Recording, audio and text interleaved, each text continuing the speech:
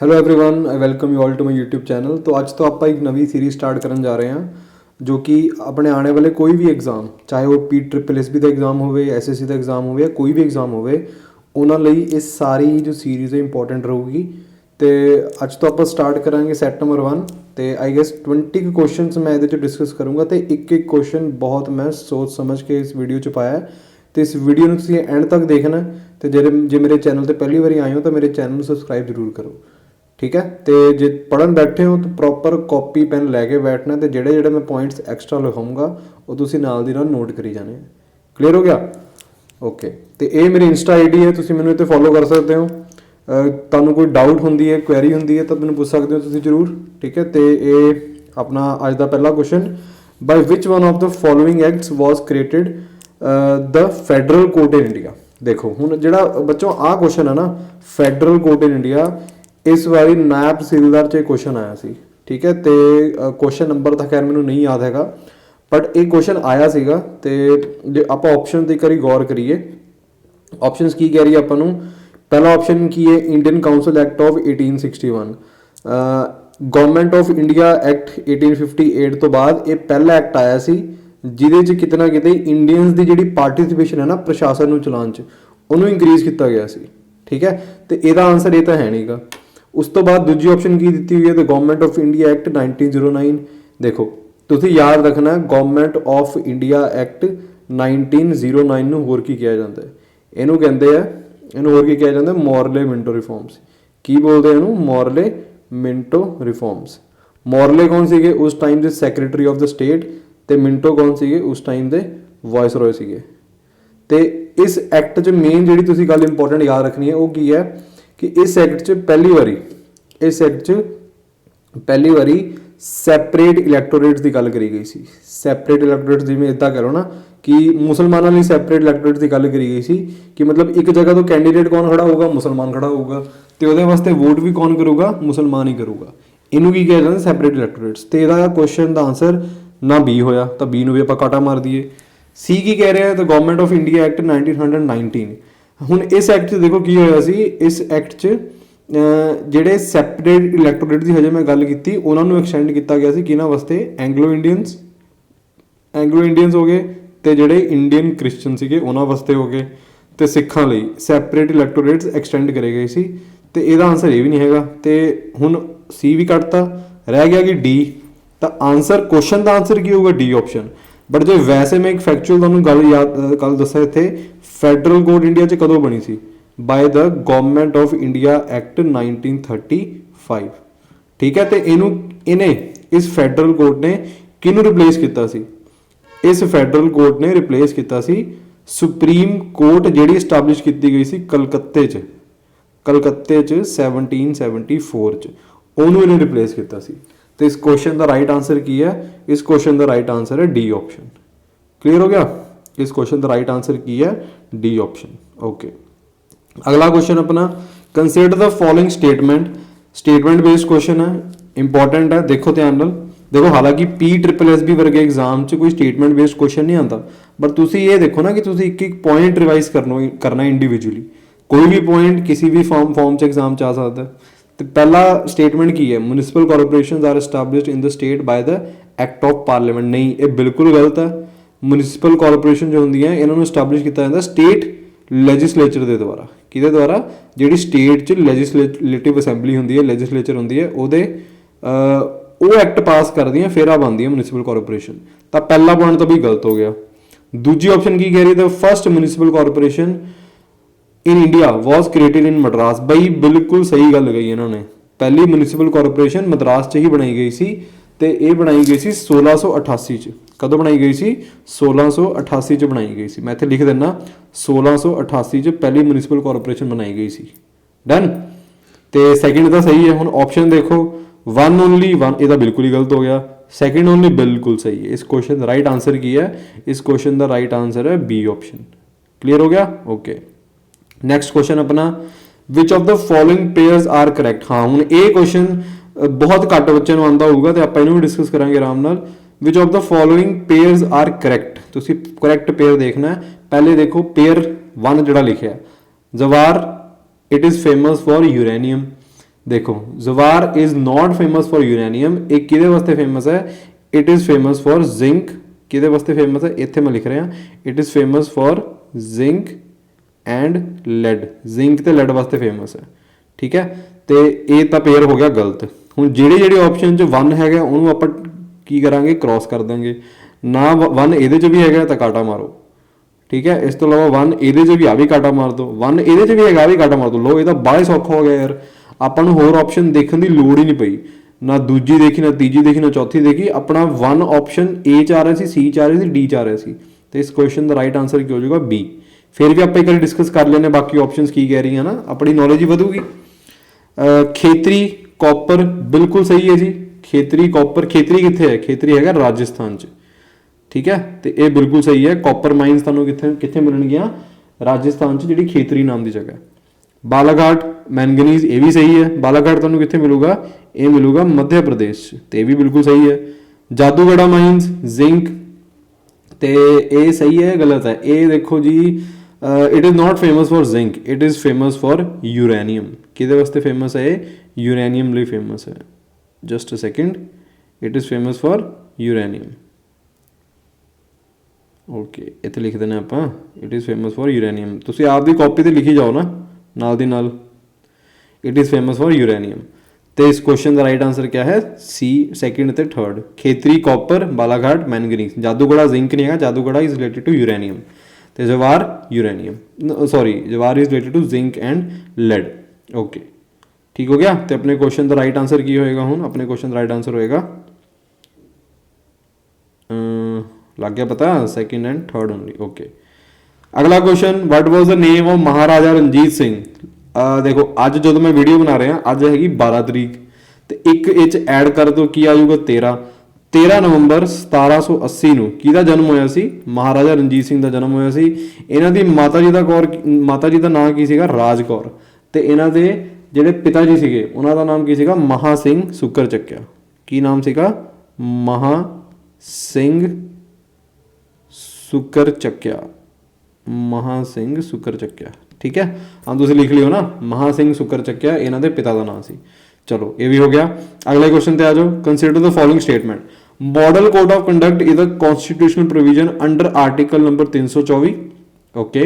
दूसरी स्टेटमेंट की कह रही है, part 15 of the Indian constitution deals with election. देखो जी जे तुहानूं पुछदे हैं ना इलैक्शन नाल किहड़ा पार्ट डील करदा या फिर इलैक्शन कमीशन नाल किहड़ा पार्ट डील करदा, तो ये क्वेश्चन ये स्टेटमेंट का आंसर तो हो गया अपना बिल्कुल सही, पार्ट 15, ठीक है। तो मॉडल कोड ऑफ कंडक्ट की होंगे, हुण देखो जिवें मान लो इलैक्शन अनाउंस होंगे ना, इलैक्शन जी इलैक्शन कमीशन होंगी प्रैस कॉन्फ्रेंस जो करती अनाउंस, नाल दी नाल ही क्या डिकलेयर कर देंगे हैं कि मॉडल कोड ऑफ कंडक्ट लग गया, इत्थे की लग गया, चोण जाब्ता लग गया। तो ड्यूरिंग चोण जाब्ता या मॉडल कोड ऑफ कंडक्ट के टाइम कोई सरकार नवी अनाउंसमेंट नहीं करती, कोई नवी वैकेंसियां नहीं आंदियां, जे किसी के कोल कोई लाइसेंस या हथियार है वो जमा करांदा उत्थे, ठीक है, वो जमा करा देंदा। तो आ सारी चीज़ां होंदियां during model code of conduct. तो ये भी बिल्कुल सही है, it is the constitutional provision under article number 24, ठीक है। पार्ट 15 हो गया ना सिलेक्शन कमीशन का, तो वो किहड़े आर्टिकल है जो मैं देखा 324 तो लैके 329 तक, समझ गए मेरी गल, ठीक है। तो आ भी हो गया, तो फर्स्ट भी सही है, सैकेंड भी सही है, तो अपने क्वेश्चन का राइट आंसर की हो गया, सी ऑप्शन हो गया इस क्वेश्चन का राइट आंसर। तो एक क्वेश्चन होर आता है इत्थे कि इलैक्शन कमीशन एक 3 मैंबर्ड बॉडी पहली बारी कदों बनी, पहली बारी कदों बनी 3 मैंबर्ड बॉडी, 1989 च ये पहली बारी 3 मैंबर्ड बॉडी बनी, ठीक है, okay. 6वां question, Hazur Sahib gurdwara which is one of the 5 Takht. तुहानूं पता ना सिखां दे 5 तख्त गिने जाते सिख धर्म च, तो वो एक जो है हजूर साहब गुरुद्वारा, वो इन्हां चों किहड़ी प्लेसिस से तुहानूं मिलूगा। तो इस क्वेश्चन का देखो राइट आंसर की है, नंदेड़ साहब। ये नंदेड़ जगह ते ही जो है अपने गुरु जिहड़े सीगे गुरु 10वें सिख गुरु गोबिंद सिंह जी की उन्होंने इत्थे डेथ हुई सी 1708 ईस्वी च, ठीक है, 1708 AD च डेथ हुई थी गुरु गोबिंद सिंह जी की इत्थे, ठीक है, ओके ओके। समझ लग रही तुहानूं चंगी तरह, ठीक है, ओके। चलो देखो जे वधिया लग रही वीडियो तो जरूर लाइक करियो, तो अपने दोस्तों नाल जरूर शेयर करियो। तो मैं हुण विच थोड़ा जिहा ब्रेक लई सी यूट्यूब तो मैं हुण दोबारा कंटीन्यूअसली क्लासिस तुहाडे लई इदां दी क्लासिस लैके आऊँगा, ठीक है। कदी मैं ले आया GS बेस्ड क्वेश्चनस या कोई होर ਆਪਾਂ ਟੌਪਿਕ ਚੱਕ ਲਾਂਗੇ ਕਰੰਟ ਅਫੇਅਰਸ ਵਗੈਰਾ, ਜਾਂ ਫਿਰ ਜਿਹੜੇ ਕਰੰਟ 'ਚ ਟੌਪਿਕ ਚੱਲਦੇ ਆ ਉਹਨਾਂ ਨੂੰ ਵੀ ਨਾਲ ਦੀ ਨਾਲ ਆਪਾਂ ਡਿਸਕਸ ਕਰੀ ਜਾਣਾ। ਠੀਕ ਹੈ, ਤੇ ਮੈਨੂੰ ਫੋਲੋ ਕਰ ਲੈਣਾ ਤੁਸੀਂ ਇੰਸਟਾਗ੍ਰਾਮ ਤੇ, ਮੇਰੀ ਆਈਡੀ ਕੀ ਹੈ ਹੈਦਰ ਉਦਿਤ, ਤੇ ਇਸ ਤੋਂ ਇਲਾਵਾ ਟੈਲੀਗ੍ਰਾਮ ਤੇ ਵੀ ਮੈਨੂੰ ਫੋਲੋ ਕਰੋ। ਠੀਕ ਹੈ, ਟੈਲੀਗ੍ਰਾਮ ਚੈਨਲ ਦਾ ਨੇਮ ਉਹੀ ਹੈ ਜੋ ਮੇਰੇ YouTube ਚੈਨਲ ਦਾ ਨਾਮ ਹੈ, GS with Udit sir. Support ਕਰੋ ਯਾਰ, ਤੁਹਾਡੇ ਸਪੋਰਟ ਤੋਂ ਬਿਨਾ ਕੌਨਫੀਡੈਂਸ ਨਹੀਂ ਆਉਂਦਾ ਟੀਚਰ 'ਚ ਪੜ੍ਹਾਉਣ ਦਾ। ਠੀਕ ਹੈ, ਤੇ ਤੁਹਾਡਾ ਸਪੋਰਟ ਬਹੁਤ ਜ਼ਰੂਰੀ ਹੈ ਮੇਰੇ ਲਈ। ਅੱਛਾ, ਅਗਲਾ question, which among the following gurus established the manji system to spread the message of Guru Nanak Dev Ji? Okay, ਮੰਜੀ ਸਿਸਟਮ ਦੇਖੋ ਸ਼ੁਰੂ ਕਿਹਨੇ ਕੀਤਾ ਸੀਗਾ? ਮੰਜੀ ਸਿਸਟਮ ਸ਼ੁਰੂ ਕੀਤਾ ਸੀ ਗੁਰੂ ਅਮਰਦਾਸ ਜੀ ਨੇ। ਜਸਟ ਅ ਸੈਕਿੰਡ, ਸ਼ੁਰੂ ਕਿਹਨੇ ਕੀਤਾ ਸੀਗਾ? ਗੁਰੂ ਅਮਰਦਾਸ ਜੀ ਨੇ ਸ਼ੁਰੂ ਕੀਤਾ ਸੀ। ਤੇ ਮੈਂ ਜੇ ਤੁਹਾਨੂੰ ਪੁੱਛਾਂ ਇਹ ਖਤਮ ਕਿਹਨੇ ਕੀਤਾ ਸੀ ਸਿਸਟਮ, ਮੰਜੀ ਸਿਸਟਮ? ਕਮੈਂਟ ਸੈਕਸ਼ਨ ਹੈ ਤੇ ਤੁਸੀਂ ਮੈਨੂੰ ਇਹਦਾ ਆਨਸਰ ਦੇਣਾ। ਠੀਕ ਹੈ, ਕਮੈਂਟ ਸੈਕਸ਼ਨ 'ਚ ਆਨਸਰ ਦੋਗੇ। ਇਹ ਸ਼ੁਰੂ ਕਿਹਨੇ ਕੀਤਾ ਸੀ? ਇਹ ਸ਼ੁਰੂ ਕੀਤਾ ਸੀ ਗੁਰੂ ਅਮਰਦਾਸ ਜੀ ਨੇ। ਓਕੇ, ਠੀਕ ਹੈ। ਗੁਰੂ ਰਾਮਦਾਸ ਜੀ ਦੀ ਗੱਲ ਕਰੀਏ ਆਪਾਂ ਤਾਂ ਇਹਨਾਂ ਦੇ ਟਾਈਮ 'ਚ ਸਾਨੂੰ ਪਤਾ ਹੈ ਜਿਹੜੀ ਲਾਵਾਂ ਹੁੰਦੀਆਂ ਹੈ ਨਾ, ਉਹ ਕੀ ਤੋਂ ਰਿਲੇਟ ਕਰਦੀਆਂ? ਗੁਰੂ ਰਾਮਦਾਸ ਜੀ ਤੋਂ। ਗੁਰੂ ਅਰਜਨ ਦੇਵ ਜੀ, ਡੀ ਆਪਸ਼ਨ, ਇਹ ਸੀਗੇ ਆਪਣੇ ਪਹਿਲੇ ਸਿੱਖ ਗੁਰੂ ਜਿਨ੍ਹਾਂ ਨੂੰ ਸ਼ਹੀਦ ਕੀਤਾ ਗਿਆ ਸੀ। ਤੇ ਸ਼ਹੀਦ ਕਿਹਨੇ ਕੀਤਾ ਸੀ? ਜਿਹੜਾ ਮੁਗਲ ਬਾਦਸ਼ਾਹ ਕੀ ਸੀਗਾ ਉਹਦਾ ਨਾਮ? ਜਹਾਂਗੀਰ। ਜਹਾਂਗੀਰ ਨੇ ਸ਼ਹੀਦ ਕੀਤਾ ਸੀ ਇਹਨਾਂ ਨੂੰ। ਠੀਕ ਹੈ, ਆਪਣੇ ਗੁਰੂ ਅਰਜਨ ਦੇਵ ਜੀ ਨੂੰ। ਕਲੀਅਰ ਹੋ ਗਈ ਗੱਲ? ਤੇ ਗੁਰੂ ਅੰਗਦ ਦੇਵ ਜੀ ਇਹ ਦੂਜੇ ਸਿੱਖ ਗੁਰੂ ਸੀਗੇ। ਗੁਰੂ ਅੰਗਦ ਦੇਵ ਜੀ ਦੂਜੇ ਸਿੱਖ ਗੁਰੂ ਸੀਗੇ। ਠੀਕ ਹੈ, ਤੇ ਜਿਹਨੂੰ ਕਹਿੰਦੇ ਨਾ ਆਪਾਂ ਗੁਰਮੁਖੀ, ਗੁਰੂ ਦੀ ਮੁਖੀ, ਇਹ ਕਿਹਨੇ ਸ਼ੁਰੂ ਕੀਤੀ ਸੀ? ਗੁਰੂ ਅੰਗਦ ਦੇਵ ਜੀ ਨੇ ਸ਼ੁਰੂ ਕੀਤੀ ਸੀ। ਕਲੀਅਰ ਹੋ ਗਿਆ? ਤੇ ਜਿਹੜੇ ਫਿਜ਼ੀਕਲ ਫਿਟਨੈਸ ਵੱਲ ਧਿਆਨ ਦੇਣਾ, ਜਿਹਨੂੰ ਮਲ ਅਖਾੜੇ ਬੋਲਦੇ ਆ, ਕੀ ਬੋਲਦੇ ਆ? ਮਲ ਅਖਾੜਾ, ਇਹ ਵੀ ਕਿਹਨੇ ਸ਼ੁਰੂ ਕੀਤਾ ਸੀ? ਇਹ ਸ਼ੁਰੂ ਕੀਤਾ ਸੀ ਆਪਣੇ ਆਹੀ ਦੂਜੇ ਸਿੱਖ ਗੁਰੂ ਗੁਰੂ ਅੰਗਦ ਦੇਵ ਜੀ। ਕਲੀਅਰ ਹੋ ਗਿਆ? ਓਕੇ। ਫਾਈਂਡ ਦ ਕਰੈਕਟ ਇਨਕਰੈਕਟ, ਧਿਆਨ ਨਾਲ ਪੜ੍ਹਨਾ ਕੁਐਸਚਨ। ਆਪਾਂ ਉਹਨਾਂ ਨੇ ਕਰੈਕਟ ਨਹੀਂ ਪੁੱਛਿਆ, ਉਹਨਾਂ ਨੇ ਇਨਕਰੈਕਟ ਪੁੱਛਿਆ। ਦੇਖ ਲਈ ਕਰੀ ਆਪਸ਼ਨ। ਅਲਗੋਜ਼ਾ ਇੱਕ ornament ਹੈ? ਨਹੀਂ ਜੀ, algoza is not an ornament, it is a instrument, it is a musical instrument. ਤਾਂ ਪਹਿਲੀ ਤਾਂ ਕੀ ਹੋਗੀ? ਪਹਿਲੀ ਤਾਂ ਗਲਤ ਹੋ ਗਈ। ਦੂਜੀ, Luddi it is an instrument? ਨਾ ਜੀ, ਲੁੱਡੀ ਨੂੰ ਕੀ ਕਹਿੰਦੇ ਆ? ਮੇਲ ਡਾਂਸ। ਪੰਜਾਬ ਦਾ ਮੇਲ ਡਾਂਸ ਕਿਹਾ ਜਾਂਦਾ ਇਹਨੂੰ, ਲੁੱਡੀ ਨੂੰ। ਠੀਕ ਹੈ, ਤੇ ਇਸ ਤੋਂ ਬਾਅਦ ਕੀ ਹੋ ਗਿਆ? ਹੰਸਲੀ ਡਾਂਸ। ਹੰਸਲੀ, ਹੁਣ ਦੇਖੋ ਇਹ ਕੀ ਹੈ? ਹੰਸਲੀ ਇੱਕ ornament ਹੈ ਜੋ ਵੂਮਨ ਵੀਅਰ ਕਰਦੀਆਂ ਪੰਜਾਬ 'ਚ। ਕੀ ਹੈ? ਇੱਕ ornament ਜੋ ਪੰਜਾਬ 'ਚ ਵੂਮਨ ਵੀਅਰ ਕਰਦੀਆਂ। ਤਾਂ ਪਹਿਲੀ ਆਪਸ਼ਨ ਗਲਤ, ਦੂਜੀ ਵੀ ਗਲਤ, ਤੀਜੀ ਵੀ ਗਲਤ, ਤਾਂ ਕੋਈ ਵੀ ਇਨਕਰੈਕਟ ਮੈਚ ਨਹੀਂ ਹੈਗਾ ਨਾ। ਤਾਂ ਕੁਐਸਚਨ ਦਾ ਰਾਈਟ ਆਂਸਰ ਕੀ ਹੋ ਗਿਆ? D 1 2 3। ਐਲਗੋਜ਼ਾ ਮੈਂ ਦੁਬਾਰਾ ਬੋਲਦਾ, it is not an ornament, it is a musical instrument. ਲੁੱਡੀ ਇੰਸਟਰੂਮੈਂਟ ਨਹੀਂ ਹੈਗਾ, ਮੇਲ ਡਾਂਸ ਹੈ। ਤੇ ਹੰਸਲੀ ਡਾਂਸ ਨਹੀਂ ਹੈਗਾ, ਇਹ ਕੀ ਹੈ? ਇੱਕ ornament ਹੈ। ਠੀਕ ਹੈ, ਤੇ ਇਹਨਾਂ ਨੇ ਉੱਪਰ ਥੱਲੇ ਕੀਤੀ ਹੋਈਆਂ, ਤਾਂ ਤੁਸੀਂ ਧਿਆਨ ਨਾਲ ਗਲਤ ਨਹੀਂ ਕਰਨਾ ਇਹ ਕੁਐਸਚਨ। ਓਕੇ, ਚਲੋ ਅਗਲਾ question. What was the name of the newspaper edited by Gandhi ji till 1933? ਦੇਖੋ ਇਸ ਕੁਐਸਚਨ ਦਾ ਰਾਈਟ ਆਂਸਰ ਕੀ ਹੈ? 1933 ਤੱਕ ਗਾਂਧੀ ਜੀ ਨੇ ਕਿਹੜਾ ਨਿਊਜ਼ਪੇਪਰ ਐਡਿਟ ਕੀਤਾ ਸੀ? ਤੇ ਇਸ ਕੁਐਸਚਨ ਦਾ ਰਾਈਟ ਆਂਸਰ ਸਿੱਧਾ ਕੁਐਸਚਨ ਹੈ, ਆਪਾਂ ਬਾਲਾ ਵਿੱਚ ਨਹੀਂ ਕੁਛਣਾ। ਸਿੱਧਾ ਆਂਸਰ ਕੀ ਹੈ ਇਹਦਾ? Young India. ਗਾਂਧੀ ਜੀ ਨਾਲ 3 ਅੰਦੋਲਨ ਜੁੜੇ ਹੋਏ ਆ ਜਦੋਂ ਇੰਡੀਆ 'ਚ ਆਏ ਸੀਗੇ। ਦੇਖੋ 1915 'ਚ ਇੰਡੀਆ 'ਚ ਆਏ, 1916 'ਚ ਇਹਨਾਂ ਨੇ ਆਪਣਾ ਆਸ਼ਰਮ ਬਣਾਇਆ ਗੁਜਰਾਤ 'ਚ, ਜਿਹਨੂੰ ਕੀ ਕਿਹਾ ਜਾਂਦਾ? ਸਾਬਰਮਤੀ ਆਸ਼ਰਮ ਕਹਿੰਦੇ ਆ। ਕੀ ਕਹਿੰਦੇ ਬਈ? ਸਾਬਰਮਤੀ ਆਸ਼ਰਮ। ਕਲੀਅਰ ਹੋ ਗਿਆ? ਤੇ ਉਸ ਤੋਂ ਬਾਅਦ 3 ਅੰਦੋਲਨ ਜੁੜੇ ਗਾਂਧੀ ਜੀ ਨਾਲ। ਇੱਕ 1917 ਵਾਲਾ ਚੰਪਾਰਨ ਸੱਤਿਆਗ੍ਰਹਿ, 1918 ਅਹਿਮਦਾਬਾਦ ਮਿਲ ਸਟ੍ਰਾਈਕ, ਜਿਸ 'ਚ ਗਾਂਧੀ ਜੀ ਨੇ ਪਹਿਲੀ ਵਾਰੀ ਭੁੱਖ ਹੜਤਾਲ ਕੀਤੀ ਸੀ। ਤੇ ਇੱਕ ਆ ਗਿਆ 1919, ਇਹਦੇ 'ਚ ਕੀ ਆ ਜਾਂਦਾ ਬਈ? ਇਹਦੇ 'ਚ ਆ ਜਾਂਦਾ ਹੈ ਆਪਣਾ ਕੀ ਕਹਿੰਦੇ ਉਹਨੂੰ ਆਪਾਂ? ਖੇੜਾ ਸੱਤਿਆਗ੍ਰਹਿ। ਕਿਹੜਾ ਸੱਤਿਆਗ੍ਰਹਿ? ਖੇੜਾ ਸੱਤਿਆਗ੍ਰਹਿ। ਅੱਛਾ, ਜੇ ਤੁਹਾਨੂੰ ਕੁਐਸਚਨ ਪੁੱਛਦੇ ਆ ਕਿ ਪਹਿਲਾ ਨਾਨ ਕੋਆਪਰੇਸ਼ਨ ਮੂਵਮੈਂਟ ਕਿਹੜਾ ਸੀ? ਫਸਟ ਨਾਨ ਕੋਆਪਰੇਸ਼ਨ ਮੂਵਮੈਂਟ ਕਿਹੜਾ ਸੀਗਾ ਵੀ? ਤਾਂ ਉਹ ਹੋ ਗਿਆ ਖੇੜਾ ਸੱਤਿਆਗ੍ਰਹਿ।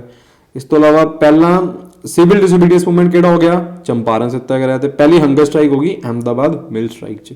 ਨੋਟ ਕਰੀ ਜਾਈਏ ਆਪਣੀ ਕਾਪੀ 'ਚ ਆਰਾਮ ਨਾਲ। ਠੀਕ ਹੈ, okay. For the annexation of which Indian kingdom the doctrine of lapse was not followed? ਹੁਣ ਦੇਖੋ ਡਾਕਟ੍ਰਿਨ ਆਫ ਲੈਪਸ ਕੀ ਸੀਗੀ ਯਾਰ? ਇਹਨੂੰ ਲੈ ਕੇ ਆਇਆ ਸੀਗਾ ਇੱਕ ਅੰਗਰੇਜ਼ ਜਿਹੜਾ ਇੰਡੀਆ ਦਾ ਗਵਰਨਰ ਜਨਰਲ ਬਣਿਆ ਸੀ, ਲਾਰਡ ਡਲਹੌਜ਼ੀ। ਉਹ ਲੈ ਕੇ ਆਇਆ ਸੀ ਕਿ doctrine of lapse the policy. Doctrine of lapse 'ਚ ਕੀ ਸੀਗਾ ਕਿ ਵੀ ਜੇ ਰਾਜਾ ਮਰ ਜਾਊਗਾ ਤੇ ਮਤਲਬ ਇਦਾਂ ਨਹੀਂ ਕਹਿਣਾ ਚਾਹੀਦਾ, ਰਾਜਾ ਜੇ ਰਾਜੇ ਦਾ ਕੋਈ ਅਡੋਪਟਡ ਸਨ ਹੈ ਹਨਾ, ਤੇ ਉਸ ਬੇਟੇ ਨੂੰ ਅਡੋਪਟਡ ਸਨ ਨੂੰ ਜੋ ਅੰਗਰੇਜ਼ ਨੇ ਉਹ ਉਹਦਾ ਉੱਤਰਾਧਿਕਾਰੀ ਨਹੀਂ ਮੰਨੂਗੇ, ਉਹਦਾ ਸਕਸੈਸਰ ਨਹੀਂ ਮੰਨੂਗੇ, ਤੇ ਉਹਦੀ ਟੈਰੀਟਰੀ ਦਾ ਕੀ ਕਰ ਲੂਗੇ? ਐਨੈਕਸੇਸ਼ਨ, ਮਤਲਬ ਆਪਦੇ ਅੰਡਰ ਕਰ ਲੂਗੇ ਉਹਨੂੰ। ਸਮਝ ਗਏ ਮੇਰੀ ਗੱਲ? ਤੇ ਪੰਜਾਬ ਨਹੀਂ ਜੀ, ਪੰਜਾਬ ਤਾਂ ਆਪਾਂ ਨੂੰ ਪਤਾ ਹੈ ਸਿੱਖ ਵਾਰ ਹੋਈ ਸੀ, ਸੈਕਿੰਡ ਐਂਗਲੋ ਸਿੱਖ ਵਾਰ, ਉਸ ਤੋਂ ਬਾਅਦ 1849 ਚ ਪੰਜਾਬ ਦਾ ਐਨੈਕਸੇਸ਼ਨ ਹੋਇਆ ਸੀ, ਤੇ ਇਹ ਤਾਂ ਗਲਤ ਹੋ ਗਿਆ। ਠੀਕ ਹੈ, ਅੱਛਾ ਨਾਟ ਫੋਲੋਡ ਪੁੱਛਿਆ ਨਾ ਉਹਨਾਂ ਨੇ, ਤਾਂ ਹਾਂ ਕੁਐਸਚਨ ਦਾ ਰਾਈਟ ਆਂਸਰ ਤਾਂ ਕੀ ਹੋਇਆ, ਪੰਜਾਬ ਹੀ ਹੋਇਆ। ਬਾਕੀ ਤਿੰਨੋਂ ਆਪਸ਼ਨ ਚ ਕੀ ਕੀਤਾ ਸੀ ਫੋਲੋ ਉਹਨਾਂ ਨੇ, ਡਾਕਟ੍ਰਿਨ ਆਫ ਲੈਪਸ। ਜਿਵੇਂ ਨਾਗਪੁਰ ਦੀ ਜੇ ਮੈਂ ਗੱਲ ਕਰਾਂ, ਜੇ ਮੈਂ ਕਿੱਥੇ ਕਿੱਥੇ ਇਹਦੀ ਗੱਲ ਕਰਾਂ, ਜੇ ਨਾਗਪੁਰ ਦੀ ਗੱਲ ਕਰਾਂ, ਜਸਟ ਅ ਸੈਕਿੰਡ, ਨਾਗਪੁਰ ਦੀ ਗੱਲ ਕਰਾਂ, ਨਾਗਪੁਰ ਦਾ ਐਨੈਕਸੇਸ਼ਨ ਹੋਇਆ ਸੀ, ਤੁਸੀਂ ਈਅਰ ਜ਼ਰੂਰ ਯਾਦ ਰੱਖਣਾ ਹੈ 1854। ਜੇ ਮੈਂ 17 ਦੀ ਗੱਲ ਕਰਾਂ, ਪਹਿਲੀ ਜਿਹੜੀ ਕੋਈ ਇੰਡੀਅਨ ਟੈਰੀਟਰੀ ਸੀਗੀ ਨਾ ਜਿਹਨੂੰ ਡਾਕਟ੍ਰਿਨ ਆਫ ਲੈਪਸ ਦੇ ਅਕੋਰਡਿੰਗ ਆਪਦੇ ਅੰਡਰ ਕੀਤਾ ਸੀ ਅੰਗਰੇਜ਼ਾਂ ਨੇ, ਉਹ ਇਹੀ ਸੀ 17 ਸਾਲ 1848 ਚ। ਬਚਿਆ ਕਿਹੜਾ, ਝਾਂਸੀ। ਝਾਂਸੀ ਤੁਹਾਨੂੰ ਪਤਾ ਹੀ ਰਾਣੀ ਲక్ష్ਮੀ ਬਾਈ, ਇਹਦਾ ਐਨੈਕਸੇਸ਼ਨ ਕੀਤਾ ਗਿਆ ਸੀ 1853 ਚ। ਠੀਕ ਹੈ, ਕਿਹਦਾ ਹਵਾਲਾ ਦੇ ਕੇ, ਡਾਕਟ੍ਰਿਨ ਆਫ ਲੈਪਸ ਦਾ ਹਵਾਲਾ ਦੇ ਕੇ। ਸਮਝ ਗਏ? ਓਕੇ, ਅਗਲੇ ਕੁਐਸਚਨ ਤੇ ਆਓ ਜੀ ਫਟਾਫਟ। The unit of electric power is, ਸਿੱਧਾ ਸਿੱਧਾ ਕੁਐਸਚਨ ਹੈ, ਬਾਲਾ ਆਪਾਂ ਇਹ ਚ ਡਿਟੇਲ ਚ ਕੀ ਜਾਈਏ। ਠੀਕ ਹੈ, ਡਾਇਰੈਕਟ ਕੁਐਸਚਨ ਹੈ। ਰਾਈਟ ਆਂਸਰ ਕੀ ਹੈ ਇਹਦਾ ਰਾਈਟ ਆਂਸਰ ਹੈ ਜੀ ਵਾਟ, ਡੀ ਆਪਸ਼ਨ। ਓਕੇ, ਅਗਲਾ question, who stated that 5000 to 20,000 men worked for 40 years to build the palace of 40 pillars at Allahabad in Akbar times। Okay, देखो जी इस क्वेश्चन, ਇਹ क्वेश्चन थोड़ा ट्रिकी है। ਇਹ क्वेश्चन मैं ਕਿੱਥੋਂ ਚੱਕਿਆ, ਬਿਹਾਰ ਦਾ ਪੀਸੀਐਸ ਦਾ ਪੇਪਰ, ਉਹ ਤੋਂ ਚੱਕਿਆ। ਹੁਣ ਤੁਸੀਂ ਇਹ ਨਾ ਸੋਚੋ ਇਹ ਤਾਂ ਬਿਹਾਰ ਦਾ ਪੇਪਰ ਹੈ ਤੇ ਅਸੀਂ ਤਾਂ ਪੰਜਾਬ ਦੇ ਪੇਪਰ ਦੀ ਤਿਆਰੀ ਕਰ ਰਹੇ ਹਾਂ, ਅਸੀਂ ਇਹ ਕਿਉਂ ਕਰੀਏ। ਦੇਖੋ ਸਿੱਧੀ ਗੱਲ ਹੈ, ਜੀਕੇ ਹੈ ਯਾਰ, ਕਿ ਜਿਹੜੇ ਮਰਜ਼ੀ ਐਗਜ਼ਾਮ 'ਚ ਆਵੇ, ਭਾਵੇਂ ਉਹ ਯੂਪੀ ਦਾ ਐਗਜ਼ਾਮ 'ਚ ਆਵੇ, ਆਂਧਰਾ ਪ੍ਰਦੇਸ਼ ਐਗਜ਼ਾਮ 'ਚ ਆਵੇ, ਗੁਜਰਾਤ ਦੇ ਐਗਜ਼ਾਮ 'ਚ ਆਵੇ, ਤੁਸੀਂ ਬਸ ਕੁਐਸਚਨ ਚੱਕਣਾ ਜੀਕੇ ਦਾ। ਜੀਕੇ ਤਾਂ ਸੇਮ ਹੀ ਰਹੂਗੀ ਨਾ ਸਾਰੇ ਐਗਜ਼ਾਮ ਲਈ, ਚਾਹੇ ਐਸਐਸਸੀ ਦੇ ਲਓ, ਜਿਹੜਾ ਮਰਜ਼ੀ ਪੇਪਰ ਦੇ ਲਓ ਯਾਰ, ਜੀਕੇ ਤਾਂ ਸੇਮ ਹੀ ਰਹਿਣੀ ਹੈ। ਤੇ ਦੇਖੋ ਇਸ ਕੁਐਸਚਨ ਵਧੀਆ ਕੁਐਸਚਨ ਹੈ, ਆਪਾਂ ਇਹਨੂੰ ਕਰਾਂਗੇ ਥੋੜਾ ਧਿਆਨ ਨਾਲ। ਇਸ ਕੁਐਸਚਨ ਦਾ ਰਾਈਟ ਆਂਸਰ ਜੇ ਮੈਂ ਗੱਲ ਕਰਾਂ ਨਾ, ਕੁਐਸਚਨ ਦਾ ਰਾਈਟ ਆਂਸਰ ਤਾਂ ਸੀ ਆਪਸ਼ਨ ਹੈ, ਵਿਲੀਅਮ ਫਿੰਚ। ਠੀਕ ਹੈ, ਇਹ ਜਿਹੜਾ ਵਿਲੀਅਮ ਫਿੰਚ ਹੈ ਨਾ, ਇਹ ਇੰਡੀਆ ਆਇਆ ਸੀ ਕਿਹਦੇ ਨਾਲ, ਕੈਪਟਨ ਵਿਲੀਅਮ ਹੌਕਿੰਸ। ਕੌਣ ਹੈ ਕੈਪਟਨ ਵਿਲੀਅਮ ਹੌਕਿੰਸ ਬਈ? ਇਹ ਪਹਿਲਾ ਸੀਗਾ ਬੰਦਾ ਜਿਹੜਾ ਬ੍ਰਿਟਿਸ਼ ਈਸਟ ਇੰਡੀਆ ਕੰਪਨੀ ਵੱਲੋਂ ਆਇਆ ਸੀ ਇੰਡੀਆ 'ਚ, ਈਸਟ ਇੰਡੀਆ ਕੰਪਨੀ ਵੱਲੋਂ ਆਇਆ ਸੀ ਇੰਡੀਆ 'ਚ।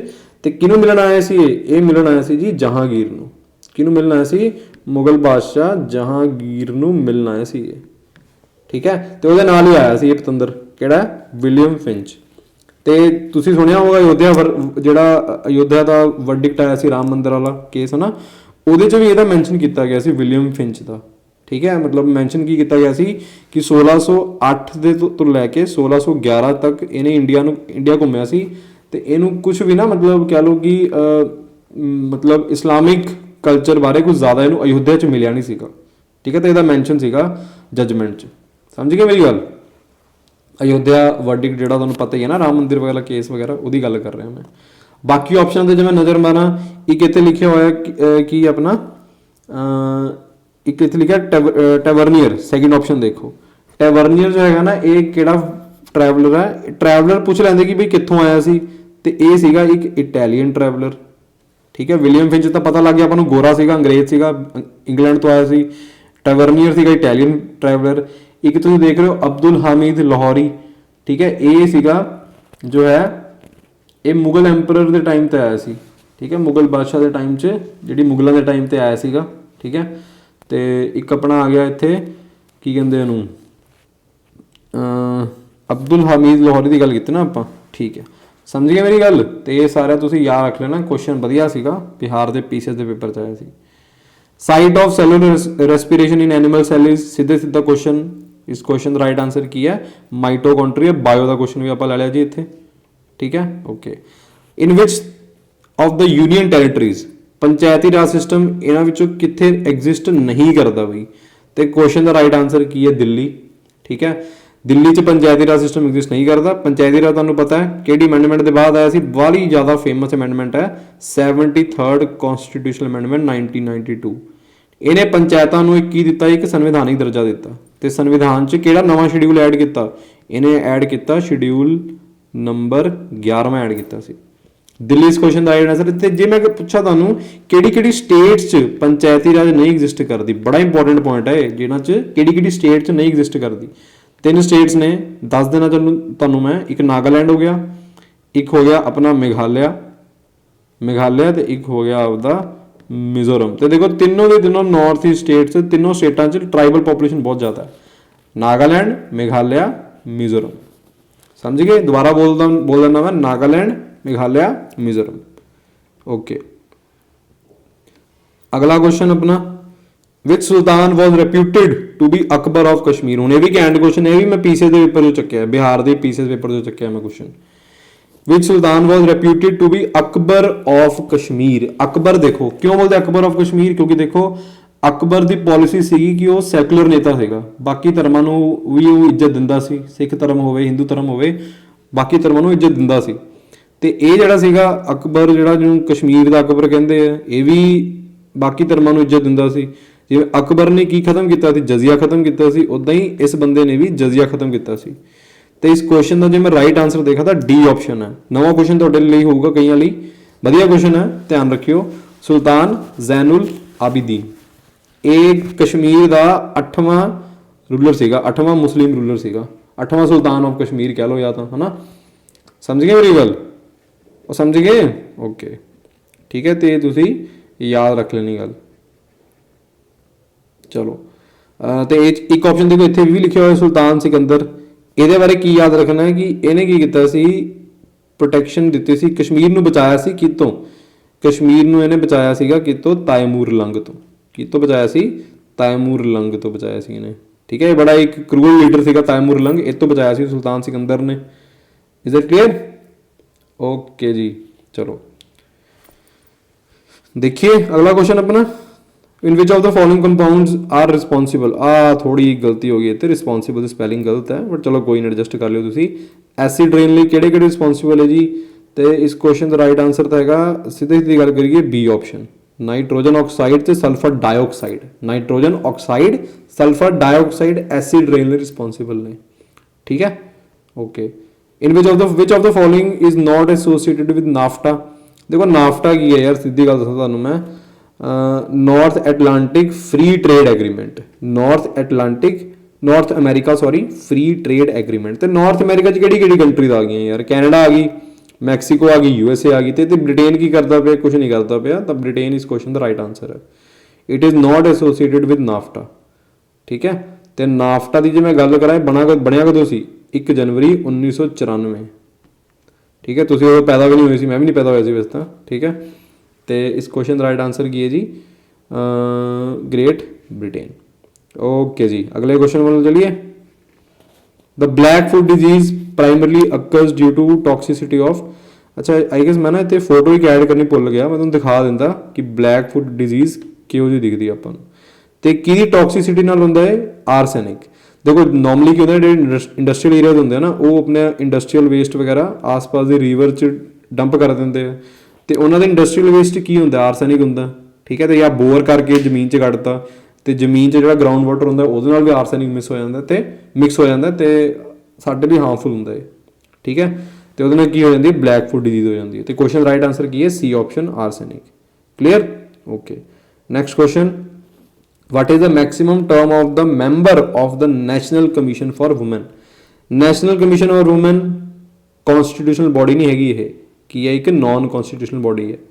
तुसीं मैनूं ये दसो, नॉन कॉन्स्टिट्यूशनल बॉडी तो मैं तुहानूं दसता, तुसीं मैनूं ये दसना है कि ये स्टैचुरी बॉडी है, एक किहड़ी बॉडी है? एक स्टैचुरी बॉडी है, नॉन स्टैचुरी बॉडी है। इन्हां चों तुसीं मैनूं एक चीज़ दसनी है, स्टैचुरी बॉडी हैगी है, नॉन स्टैचुरी बॉडी है। समझ गए? ओके।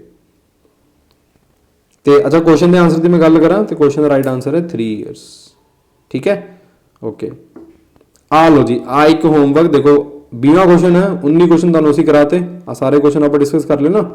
देखो इन्ने वधिया वधिया क्वेश्चन मैं तुहानूं डिस्कस किए, वही डिटेल च, टाइम पास नहीं किया कोई, डिटेल च जिन्नी मैं डिटेल च जा सकदा सी मैं डिटेल च गया, तो आ मैं सारे क्वेश्चन डिस्कस करते। आ क्वेश्चन भी आ हैगा तुहाडा होमवर्क, इहनूं तुसीं एक वारी आप करना, ठीक है। कमेंट सैक्शन का आंसर करियो जे पता है, थोड़ी एक्सप्लेनेशन भी नाल कर दियो, तो जिहदा आंसर सही होया वो क्वेश्चन मैं हार्ड दे दूंगा ताकि बाकियों को पता लग जाए क्वेश्चन का राइट आंसर की है, ठीक है।